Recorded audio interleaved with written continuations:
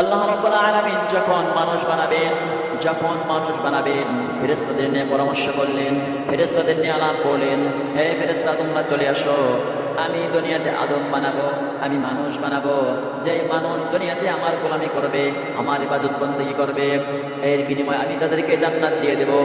এক ফেরেশতা জিজ্ঞাসা করলো, হে রব্বুল আলামিন আপনি কেন মানুষ বানাবেন, আপনি কেন আদম বানাবেন? এই মানুষ তো দুনিয়াতে রক্তপাত ঘটাবে, মানুষ তো দুনিয়াতে ঝগড়া ফাসাদ করবে, আপনি কেন মানুষ বানাবেন?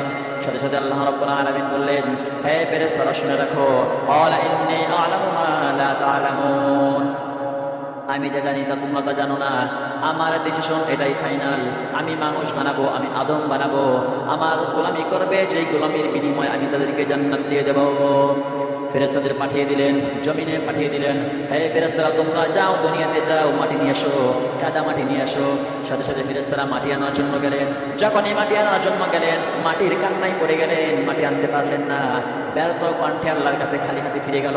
সমস্ত ফেরেশতারা ব্যর্থ হয়ে আল্লাহ তাআলার কাছে চলে গেল।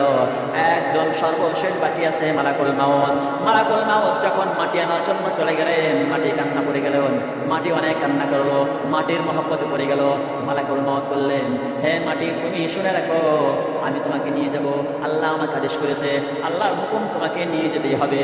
সাথে সাথে তাফসীরের মধ্যে আসছে, আর এক থাবা মাটি যখন নিয়েছে, হাজার হাজার কোটি কোটি মাটি আল্লাহ তাআলার দরবারে নিয়ে গেছে।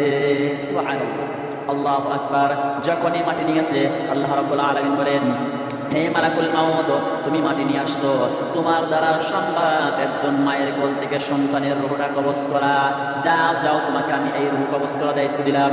ফেরেশতাদের চারজন ফেরেশতা, প্রসিদ্ধ ফেরেশতা, চারজনের মধ্যে হযরত ইসরাফিল আলাইহিস সালাতু ওয়াস সালামকে দায়িত্ব দিলেন সিংহায় ফুৎকার দেওয়ার জন্য, মিকাঈল আলাইহিস সালাতু ওয়াস সালামকে দায়িত্ব দিলেন মেঘ বৃষ্টি পরিচালনা করার জন্য, জিবরাইল আলাইহিস সালাতু ওয়াস সালামকে দায়িত্ব দিলেন আল্লাহ তাআলার কথা নবীর দরবারে পৌঁছে দেওয়ার জন্য। আর তোমাকে দায়িত্ব দিলাম তোমার দ্বারা সম্ভব মানুষের রূহ কবজ করা।